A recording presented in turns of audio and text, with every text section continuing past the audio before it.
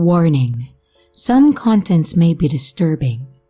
Viewer discretion is advised.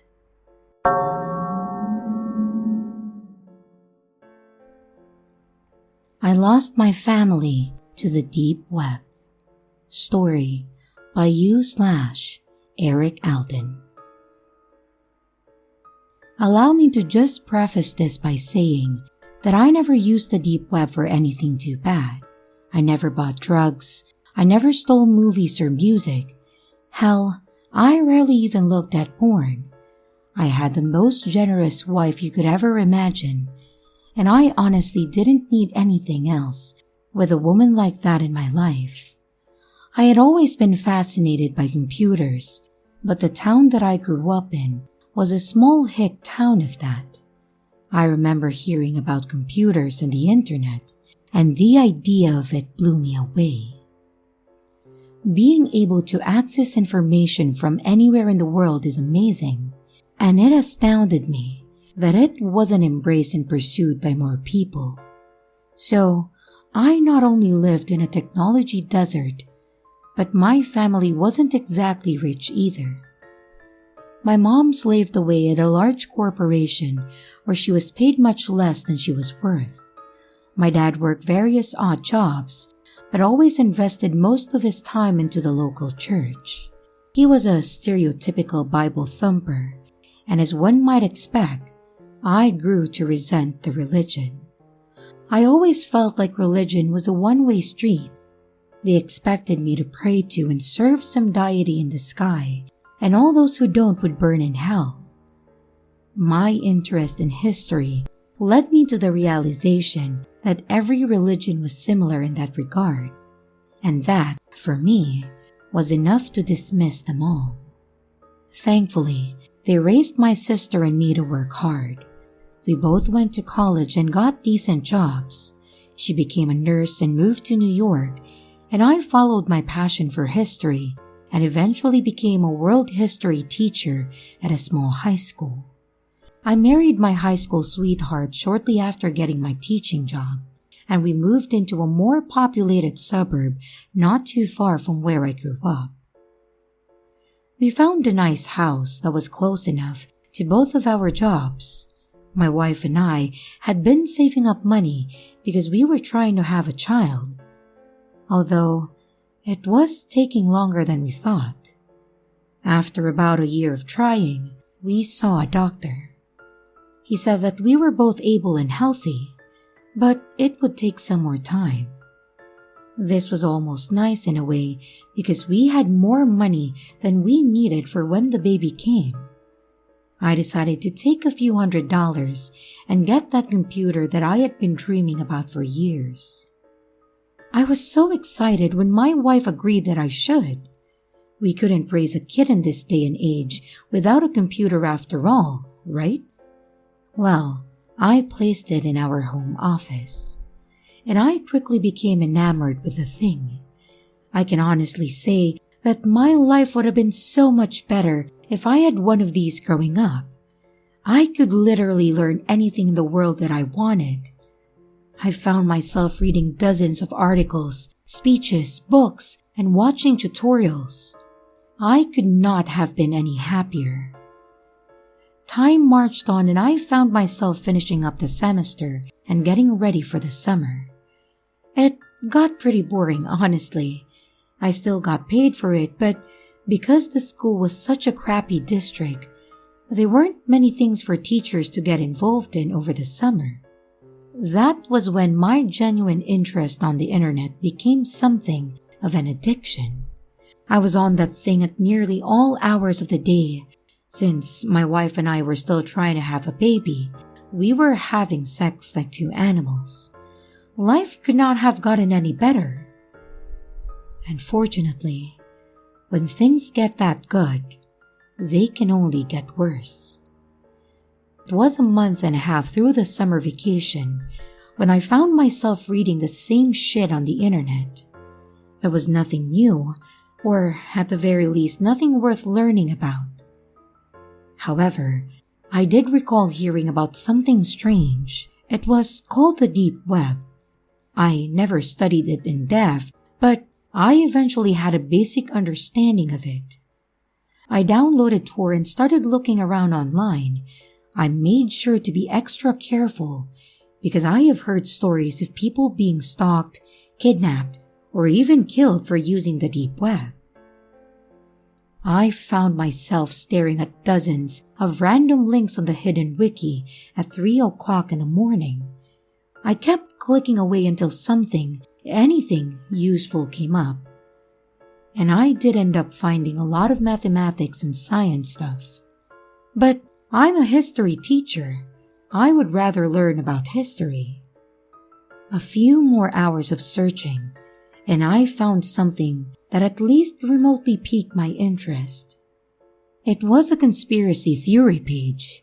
Now, I don't consider myself to be anything of a conspiracy theorist, nor am I the least bit paranoid about things like the Illuminati. But these were some of the most solid arguments for foul play from the government that I had ever seen. There were classified documents, in-depth research, and an overwhelming amount of evidence for almost every theory that I saw. Don't get me wrong, there were a few that seemed a bit far-fetched, but the vast majority of them made some damn good arguments. Eventually, I couldn't hold my eyes open any longer and I had to go to bed.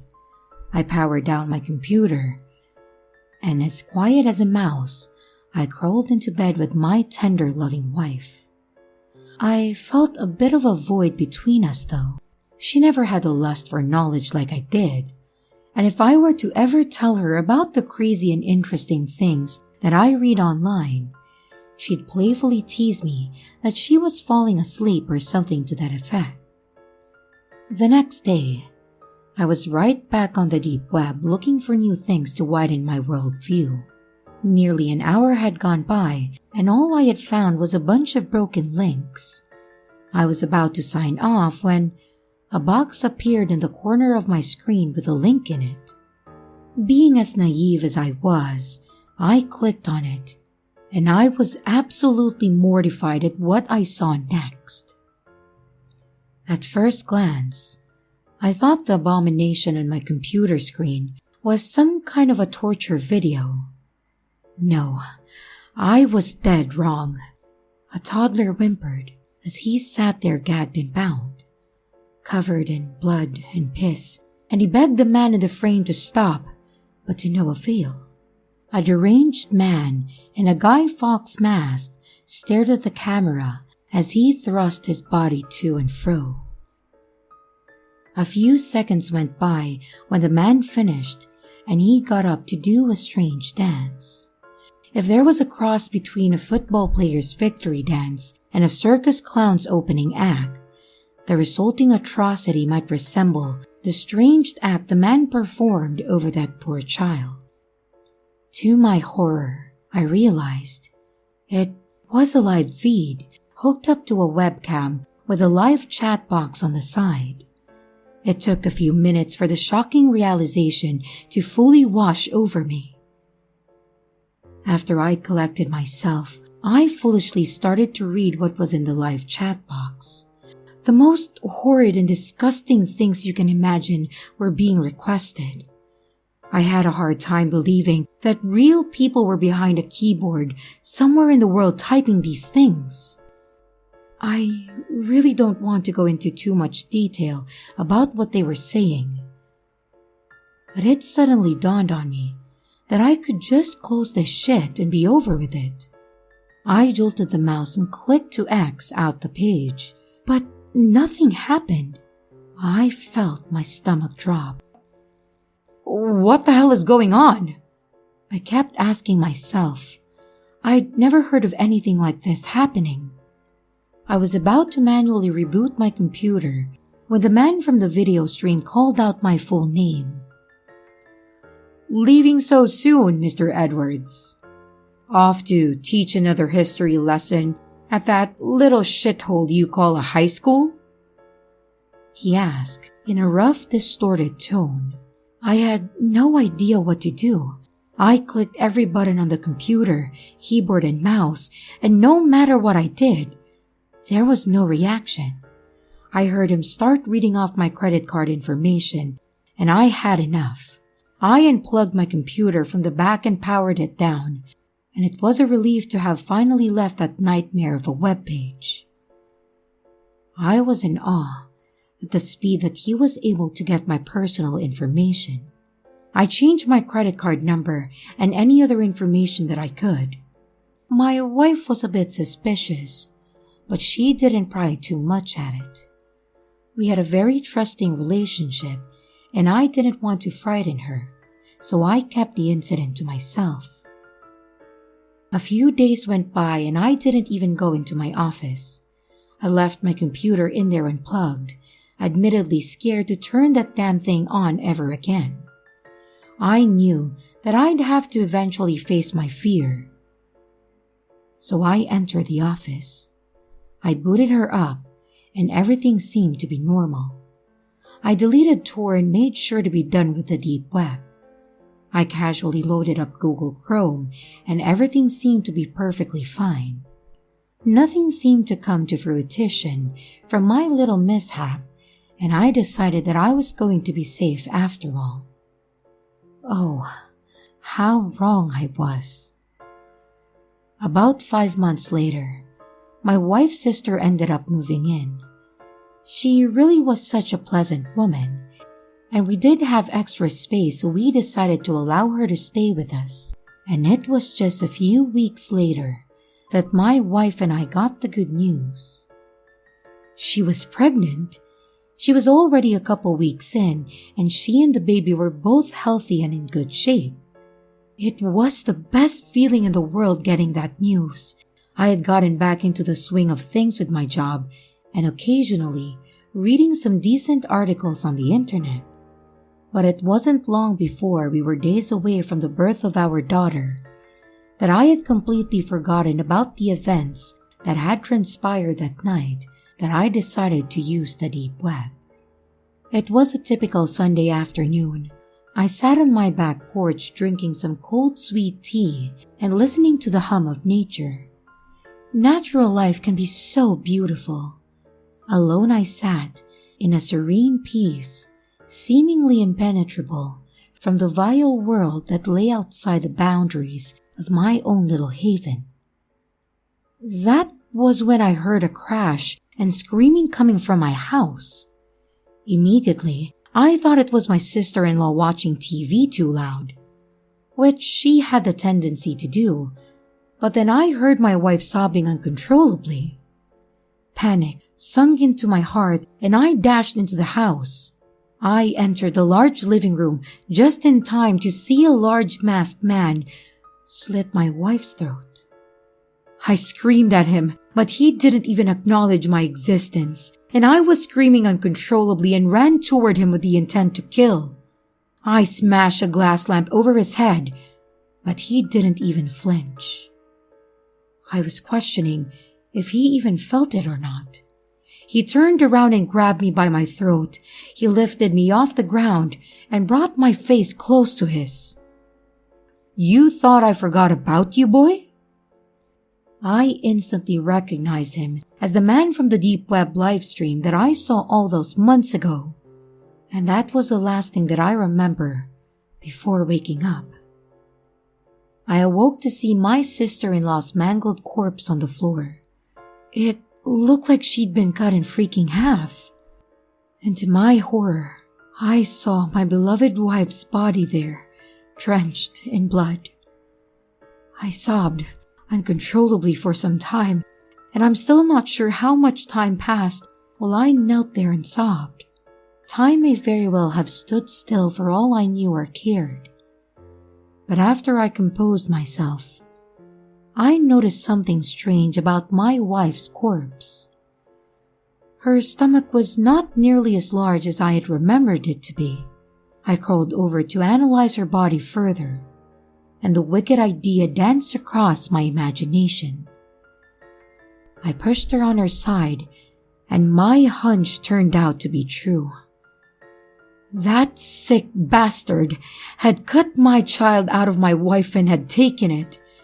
It was certainly far along enough to have been born at this point, What the frick was I going to do? I called the police, and the operator's apparent apathy toward the situation did nothing but anger me. 911, what's the emergency? The operator said in an uninterested tone. Someone killed my family and I think they took my daughter. I frantically let out in a single breath. I continued to tell them my address. We'll have someone over there as soon as we can. The way she said that frustrated me. Here I am, sitting in a puddle of my family's blood. My life's been drastically changed forever, and she makes it seem as if it's just another day at the office. Where's the empathy? Where's the compassion for your fellow human being? After days of investigation and questioning, they were unable to find the killer or my daughter. I told those lazy freaking cops that this man found me and my family because I used the deep web. But because it was so long ago, I couldn't find the website again. They couldn't do anything about it. And within 2 weeks, they just called it a random act of heinous violence. The story did make the local news, but nothing more happened than that. I guess it wasn't shocking enough. The whole incident was forgotten and people were worried about the next terrible thing. How could I live with myself after this? My entire family was dead because I was snooping around something that I had no business to be partaking in. The following weeks were the worst of my life. I would drink as soon as I got up, and then drink all day. Alcohol was the only escape from this freaked up reality that I had to live with. I was a shell of a human, nothing more than a cluster freak of negative, hideous emotions. Misery became my only companion, but I had no one to be miserable with. I had to live this horrible fate alone. Years had gone by when I looked into the mirror to see the unshaven face that I'd come to despise. Every day, I thought about where my daughter might be. Maybe they sent her away to live with a nice, loving family across the country. I half-heartedly deluded myself. Deep down, I knew she was most likely raised in some human trafficking ring where she would be beaten, or even worse, in some hellhole filled with those sick people. I slowly made my way to my porch when I saw a familiar vehicle pull into my driveway. I could barely remember who it belonged to. And when I saw his face, I instantly recognized him. It was my father. I hadn't seen him in years. Son, I know you're hurting, but this is no way to live your life. Do you think you can move on? I looked up at him, grimacing. Do you think I'd be here doing this if I could move on? He gave me a rough look and said that I needed to get revenge. He placed a revolver on the table in front of me, gave me a stern nod, and left. I was honestly shocked. This was the most religious man that I had known in my life who argued against the killing of any kind. I didn't know if I could do it, but I started to think of how many people those bastards had done this to. I can't be the only one, so if I were to theoretically go through with this, I'd really be doing the world a service. No, to hell with that. I'm avenging my family, and I'm going to save my daughter. Over the next couple of days, I drained my bank account and purchased thousands of dollars in weaponry and ammunition. I quickly realized that there was a lot of illegal stuff that would come in real handy. I turned back to the deep web to buy spying equipment, heavy weapons and explosives, and it took about a month to gather enough supplies for my suicide mission. And as I sat in my basement with thousands of rounds of ammunition, pounds of explosives, and almost $20,000 in spying equipment, I knew that I was going to wreak havoc on these sons of bitches once and for all. Days went by, and I began to feel lethargic about the whole situation. I hadn't any idea of how I was going to find these people, or even if I could. It was like looking for a needle in a haystack. 2 weeks went by of endless hours on the deep web, looking for the bastard who'd taken my family away from me. I came across something that seemed almost familiar in a way. It was another live stream of people torturing a child. I felt a vile hatred rise up from the pit of my stomach. I knew this wasn't my guy, but I'd grown too impatient to wait any longer. If I can't find the needle in the haystack, I guess I'm just going to have to burn down the entire thing. I thought to myself, with hatred oozing from my pores.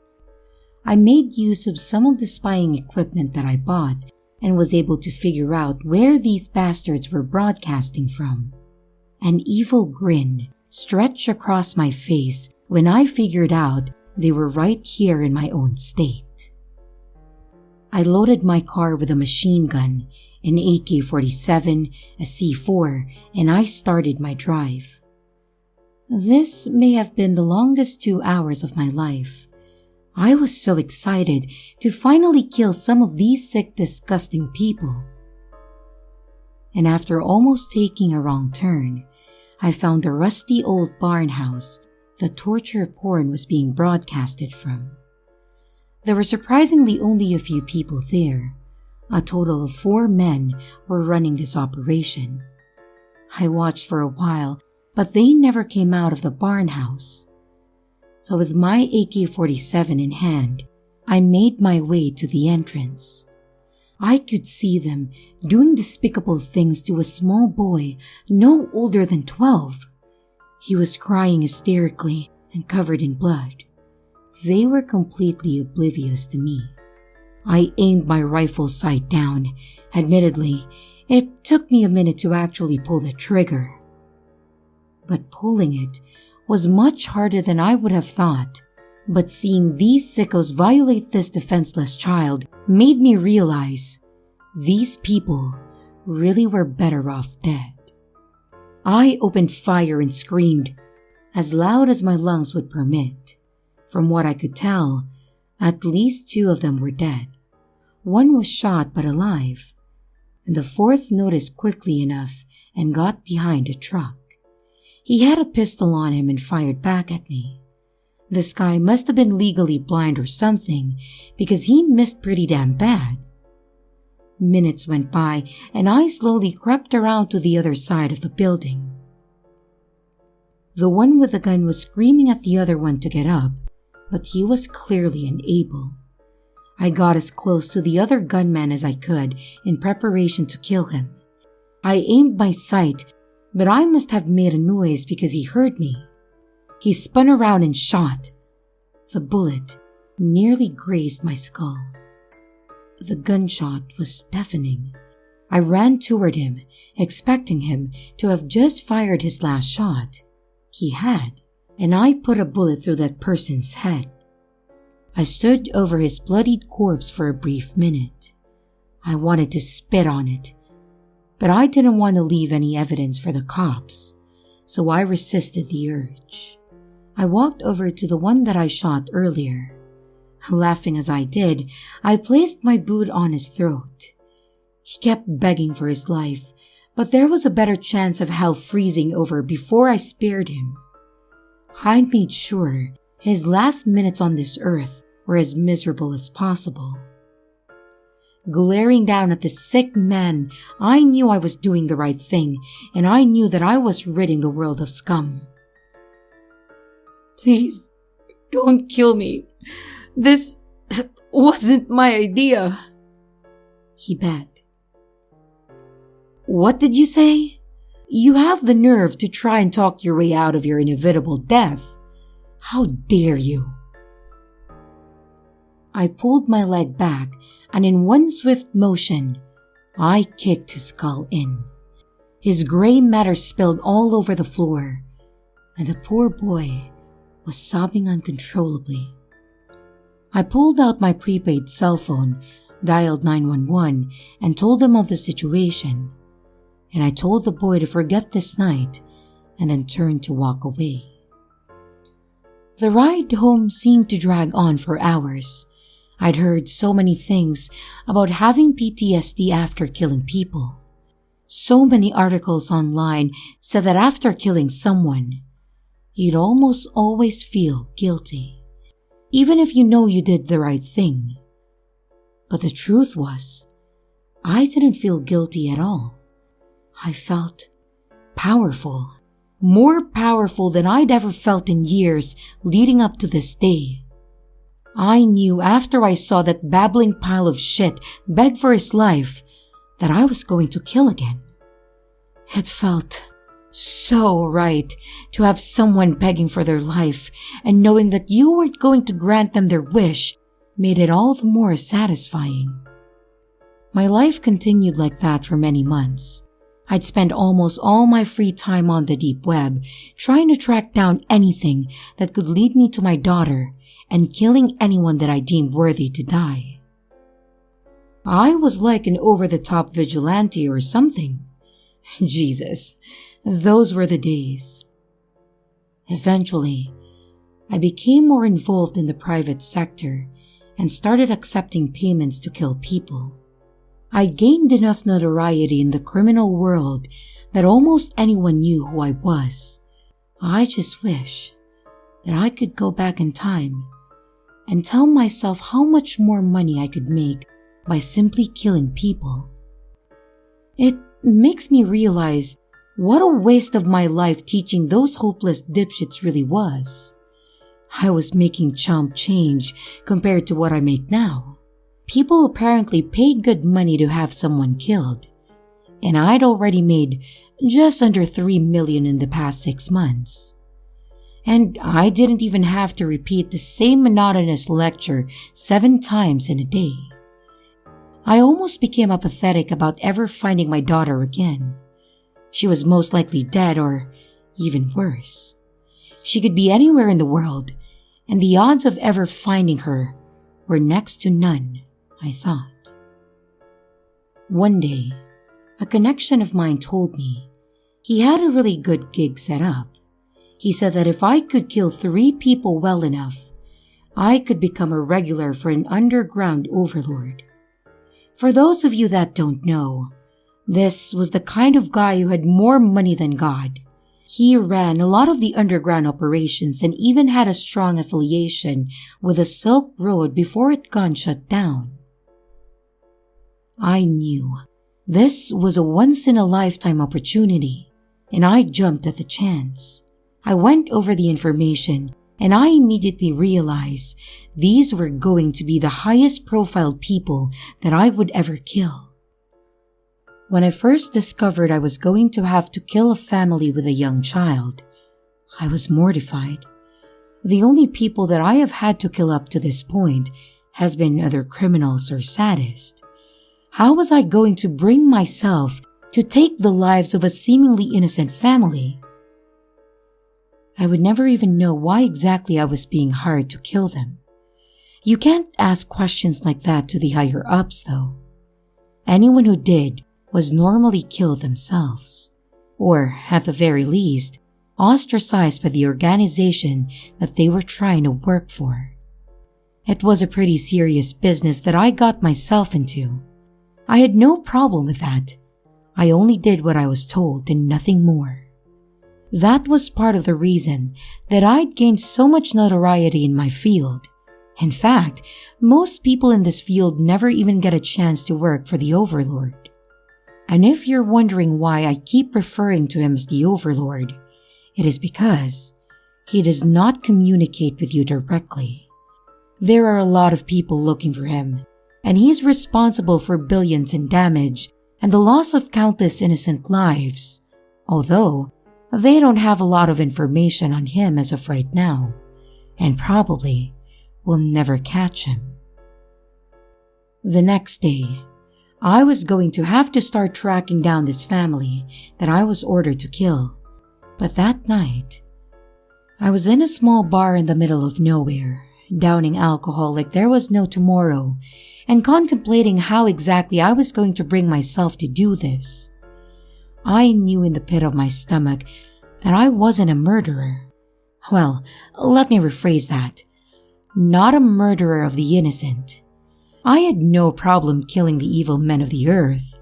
I've encountered so many sickos in my life. How could someone torture an animal or another person? I still couldn't bring myself to understand how could anyone do such a thing. Even if I found the man who kidnapped my daughter, I wouldn't torture him. I'd end his pathetic life and I'd be done with him. And even after all that pain and agony that bastard put me through, I still knew that I was better than him, and I wouldn't become the monster that I sought to destroy. The bar began spinning after I downed my 5th shot, and I immediately came to regret this. I didn't feel threatened by the few others in the bar before, but once I lost control of myself, it seemed as if I became all that much more paranoid. I became so much more vulnerable to those around me, and I couldn't die just yet. I knew the events that were soon to come would be life-altering. I had this great feeling about this next job and the opportunities it would bring, which is quite unusual. I never feel intuitive like this. With hopes of surviving until tomorrow, I drunkenly made my way back to the motel that I was staying in. The snow and ice outside made it much more difficult to get there. As sad as it is to say, I ended up falling 3 times before I got home and locked the door. It wasn't a far walk, but adding strong alcohol to any walk makes it seem like a journey around the entire globe. I laid down, and the thought of becoming the most powerful criminal in the world rushed through my mind before I went to the realm of unconsciousness. And that night, I dreamt that I was a hero, destined to save the world. The next morning, my ears were assaulted by the alarm that I'd set on my phone. I downed a couple of aspirins to cope with the headache and got to work. The family that I was going to be attacking lived in a relatively populated area, and I knew if I was going to pull this off, it would have to be quiet. I sharpened 3 separate knives and placed them in my coat pocket. The idea of bringing one of those blades across the neck of a little girl rushed through my mind and made me sick. But I knew that sacrifices were going to have to be made. I knew that I had to be bad for the greater good. And fortunately, I'll never know why I'm killing this family, but I did my best to separate myself from the idea that these were good people. They had to have done something pretty bad to have powerful criminals hiring hitmen to kill them, right? I drove my SUV to their neighborhood and parked down the street at 3 o'clock. Looking toward their backyard, I could see the father, Ronnie Williams, on the back porch. I knew that I was going to have to kill them within the next half hour because the mother, Bridget Williams, would be picking up their daughter from school and would arrive home at 3:30 every day. I thought to myself how easy this job was to do, since someone else had done the monotonous task of stalking these people and recording their schedule. I locked my vehicle and started walking toward the house. I knew where they kept their extra key in the front yard garden and made my way into the house from the front. I waited for Ronnie to come back into the house for 10 minutes before I started to become impatient. I was going to need time to hide the body, I thought, and knew that I needed to do this fast before Bridget and her daughter got home. I decided to push something over in the kitchen and hid behind the refrigerator as Mr. Williams slowly crept into the house saying, "Hello?" and I realized how truly inept this guy was by this. I waited until he came close enough and I reached over to slice his throat open. He screamed, much to my dismay, and I tackled him and plunged the knife into his neck violently, nearly cutting his head off. Watching the blood drip onto the floor drained me in some way, and I sat over the lifeless body of a man who never saw me coming. I collected myself and dragged his body to the basement. My goal was to leave no evidence for the police to find. And making my way up the stairs, I heard the front door opening. I remember the blood all over the kitchen floor. "Shit!" I said to myself, and I heard the woman and her daughter start screaming at the sight of the gruesome murder. I quickly rushed upstairs and said, "Ma'am, I need you and your daughter to remain calm. I'm part of the FBI. I'm afraid a murderer has made his way into your house earlier this day," I said. "I want to see some identification," the woman abruptly demanded. I pulled out my fake badge that I always carried around and showed it to them. Anyone who knew anything about federal badges would easily detect it was fake, but most people don't. "Is my husband all right?" she asked me. I told her that he was downstairs, and she slowly made her way down the basement stairs, and I followed closely behind. When she located her husband, she fell to her knees and began sobbing. And that was when I pulled out my knife and slit her throat from behind, and she was dead within seconds. And now, for the hard part, I thought to myself. I made my way back upstairs to find the little girl. She was nowhere in sight. I frantically looked all over the house, but she was nowhere to be found. I grew increasingly worried. I knew that I was being watched by the Overlord, and if he saw this clear display of incompetence, it would hurt any chances that I had of working for him. I began walking up the creaky wooden stairs to continue my search. I knew. I heard a sound coming from behind the door. I slowly and quietly made my way toward it. I wrapped my hand around the shiny doorknob and began to turn. A large German Shepherd dog jumped on me, biting my arm. This caught me by surprise, and I'd been wondering where that damn dog was. I struggled with the beast on top of me for a few minutes, but it was not long that I had my blade through its skin, its blood soaking the cold wooden floor. After composing myself, I continued my search for the girl. "This girl is barely 6 years old," I thought. "Where could she have gone?" There were enough rooms in this house that it could take a while, but I knew that the longer that I was here, the worse it was for me. I checked each room in the house thoroughly, but found nothing. And that was when I remembered that the girl's father had built a fort in the backyard for her. "That has to be where she is."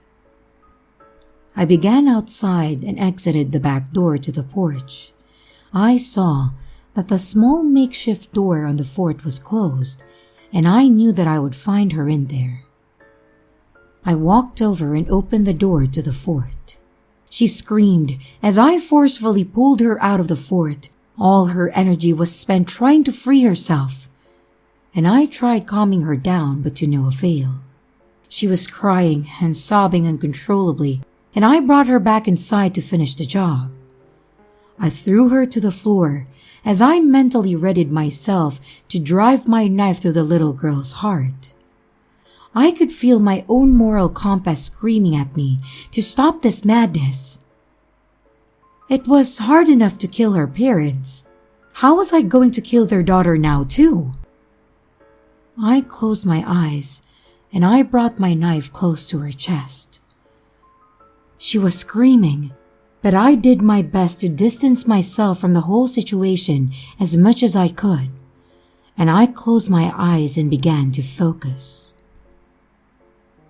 The screaming stopped, and I opened my eyes to see the lifeless corpse of the little girl oozing blood onto the floor. I started sobbing as the realization of my actions washed over me like a tidal wave of guilt and regret. I had to do it. I had to do it. I kept telling myself. Yes, you did. A strange voice exclaimed behind me. It sounded really familiar, but I had no idea where I heard it before. I turned around to see a large masked man standing behind me. He began to speak. I know this whole ordeal has been difficult for you, killing your own daughter and such. But What did you say? This was my daughter? But my daughter has been dead for years, I said, cutting him off. What do you think I did when I kidnapped her from you, Johnny boy? I stole her from you and gave her to a loving couple incapable of having a child of their own. And honestly, they did a much better job of raising her than you ever could have, calmly stated. Why? Why would you do this to me? Because I can. And if you even think of attacking me, a bullet will be through your head so fast, your head will spin. I didn't know what to do. I fell to my knees and I began sobbing. Why? Why did I let this happen? Why, God? Why? What the hell was the point of any of this? I thought there was something strange about her. How could I have been so stupid? People always say, when you look into the abyss looks back. And as I stood there over the corpse of my dead daughter, looking into the eyes of the man who'd led me down the road to hell, I knew I was no longer looking down toward a monster. I was looking at an equal. The amount of self-loathing and hatred that lurked in my soul left me devoid of any other feelings. I knew that I was even more despicable than the monster that dragged me down here, for he at least knew he was doing wrong. I have been nothing but a vigilante masquerading as a hero. I'm no hero. I never was. It's ironic in a way. I became the very thing that I set out to destroy. I looked up at the Overlord and I said, Did I pass the test? He looked pleased with my response and nodded his head. He extended his arm to help me up, and after getting back up, I lunged at him and managed to place the knife directly into his throat. As I did, a bullet flew by. It was close that I felt the air from the bullet on my skin, and I was so lucky to have made it out of there alive. And I still don't know how I even managed it all though. After achieving that small piece of justice that I'd been waiting for, everything else was a blur. I wrote this as soon as I got home. Thinking back on the whole thing, it seems surreal. What a terrible time it has been this last little while. I don't think I want to continue very much longer though. I miss my family. I miss my unborn daughter. When I'm done writing this, I think I might just join them.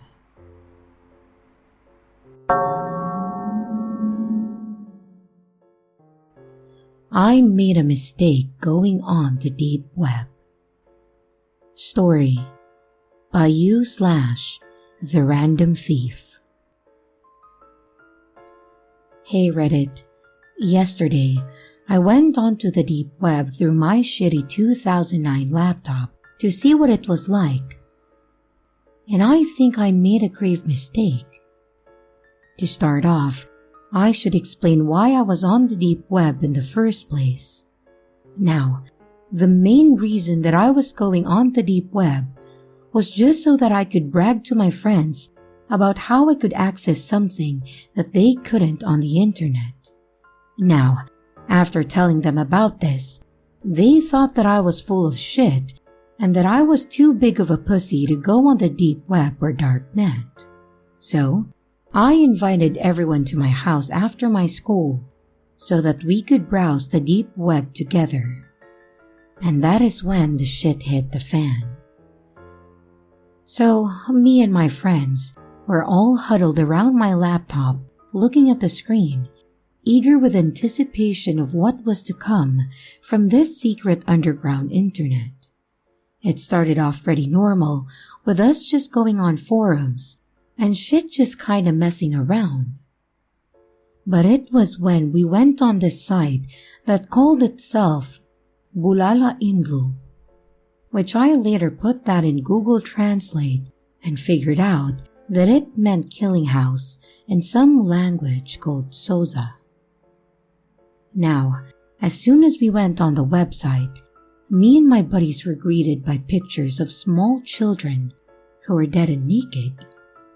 At first, my friends and I thought that this was all some sick joke because our tiny 14-year-old brains didn't want to accept what we were seeing. So we scrolled down hoping that we would find something that would tell us that this website was just some sick idea of a prank. But we never did. About 5 minutes of scrolling and clicking around, a little box greeted my screen, and in the box was all of my information like my phone number, my address, my social security number, and my full name. And as soon as I finished reading this, I immediately shut off my computer and my friends and I all looked at each other in complete shock. We had no clue what to do. But looking back on it, it was stupid what we finally decided to do. You think that maybe we would go tell my parents or go to the police. But nope. We had the freaking amazing idea to go back on the site and see if all of my info would appear again, and maybe ask someone on the site about it. Yeah, I know. Go back to the site with naked, mutilated, murdered children and ask people on it for advice after getting all my personal information told to me. So, I turned my computer back on, and as soon as it booted up, I was displayed a window saying, "Please, Scott, don't leave us. We want to play with you and have some fun." And once I saw this, I told all my friends to go home and hide. Whatever this was, I didn't want my friends getting hurt because of some creeps like me. It was strange, though, that as soon as my friends went home, another message appeared saying, "If you can entertain us by playing our game, you won't die, and we will leave you alone in peace. Here are the rules of the game. Rule number 1. Every 48 hours, you must complete a task. Rule number 2. If you do not complete the task or try anything funny, you will be brutally murdered. We are watching you." And the final and most important rule, being Rule 3, is have some fun. After that, another window of text appeared saying, "Your task is to kill and eat your biological mother. Enjoy." Please, Reddit, I need some help with this, and I don't know what to do. I don't know if I should call the police or do the task or anything. Just please, help me. I've made this about 20 minutes into my 48 hours, and if I can, I will update this soon, with further information. And here are the top comments from my last video.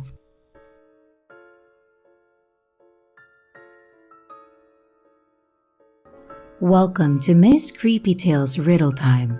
If you know the answer, feel free to leave it in the comments. And the winner gets to be featured in the next video. I live in the woods and I am big and furry. I like to eat fish and berries. And I love honey as much as you do. What am I? Hello everyone, it's your creepy sister here. Thank you so much for watching the video. I really appreciate each and every one of you. But I would also like to thank my amazing patrons, my top tippers, and my dearest channel members. Thank you very, very much. I really appreciate it with all of my heart. If you want to support the channel further, you could also choose to become a patron, a tipper, or a channel member. But remember, it's appreciated, but never a requirement. I would also like to announce that we have merch now.